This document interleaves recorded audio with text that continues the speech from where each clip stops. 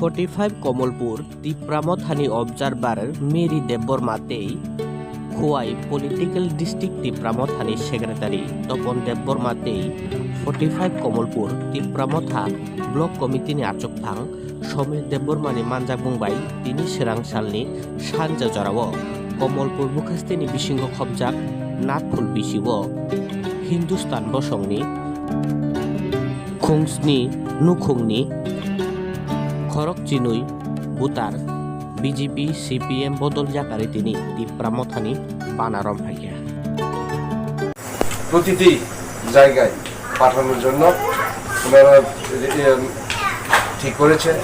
এখানে আছে আমাদের, উনি আসার জন্য আমি থাকার জন্য ওনাকে কৃতজ্ঞ। ও যেহেতু এখন বর্তমানে 45 বিধানসভা কেন্দ্রের অবজারভার হিসাবে নিযুক্ত করা হয়েছে। ওনারা 4 জন ছিল।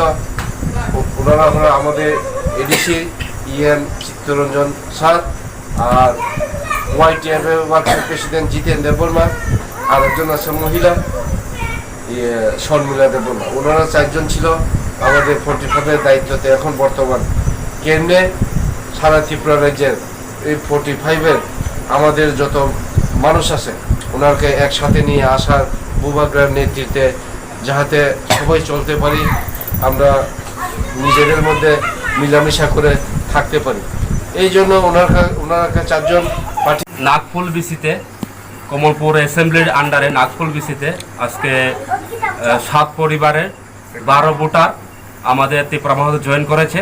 তারা বিজেপি সিপিএম ছেড়ে আজকে তিপ্রামথার হাত ধরেছে এবং আমাদের মহারাজার হাতকে শক্ত করার জন্য আজকে তারা জয়েনিং করেছে এবং আগামী দিনে তিপ্রামথার জন্য তারা কাজ করবে এবং কাজ করে আগামী দিনে আমাদের যে আইডিওলজি গ্রেটার ত্রিপুরাল্যান্ড, এই গ্রেটার ত্রিপুরাল্যান্ডের সমর্থনে তারা কাজ করে যাবে এবং 2023 বিধানসভাতে তারা আমাদের কমলপুরের অ্যাসেম্বলিতে সক্রিয়ভাবে কাজ করে এবং তিপ্রামথার ক্যান্ডিডেটকে জয়যুক্ত করার জন্য তারা অঙ্গীকারবদ্ধ আগামী দিনে। এবং ভিলেজ কাউন্সিল নির্বাচনেও তারা কাজ করে পঞ্চায়েতকে তারা তিপ্রামথার হাতে তুলে দেওয়ার জন্য আজকে আমাদের তিপ্রামথা তারা জয়েনিং করেছে।